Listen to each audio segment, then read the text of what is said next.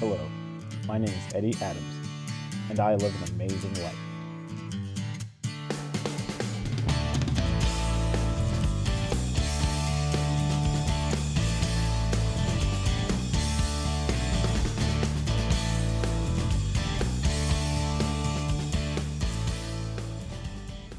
I'm always happy. I know how to have a good time. I can spend hours watching my favorite shows on Netflix, and I love to play basketball. I never said I was any good. I was born on May 14th, 1996, in San Diego, California, on the San Diego Naval Medical Base. My mom was in the Navy, and she was stationed out in California. I only lived 1 year in California, so unfortunately, I have no memories of the bright palm trees or the San Diego sun. Before my birth, when my mom first became pregnant with me, she was offered a free abortion by the Navy. Fortunately for me, she declined the offer. After I was born, my mother received honorable discharge from the Navy. She continued to live in California with myself, my father, and a small, grimy apartment for about a year. After a year, my grandmother knew that my mother did not have the support from my father to raise a child. So she decided to come to California from Maryland to bring us back to live with her and my grandfather. My father, like so many people in this world, struggled with drugs and alcohol. My father's from Guatemala and immigrated to this country to try to live a better life.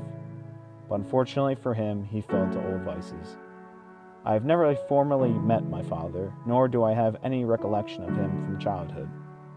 The only visual imagery I have of him is a lone photo of him holding me as a baby, and the only real relationship I've had with him is summed up with intermittent phone calls over the course of my life, with the last phone call occurring during my senior year of high school. I've not heard from him since. The earliest memories of my childhood are some of the happiest of my life. I loved being able to spend so much time with my grandparents, and the love throughout my family was immense, especially for my grandfather. One of the hardest times for me as a child was when my grandfather passed away in January of 2001. When my mother and grandmother told me the news, I had such a mixture of confusion, devastation, and anger. The passing of my grandfather caused new financial straits on our family. My mother had to work a variety of jobs just to make sure that she could provide for me, while my grandmother filled in as the other parent, cooking dinners and taking care of me.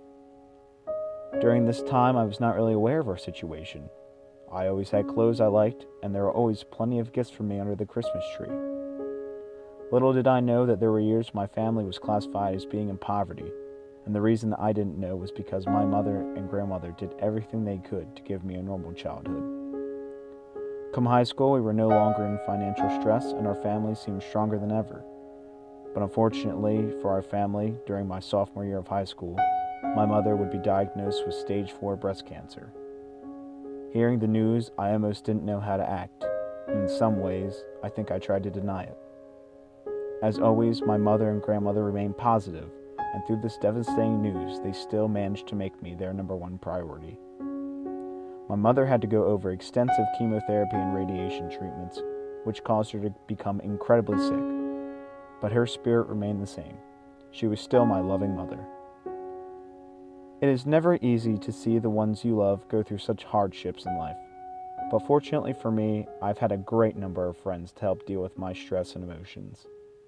My friends Danny, Brett, Tommy, Ben, and James were my rocks, and I don't know how I would have been able to get through the problems in my life without them.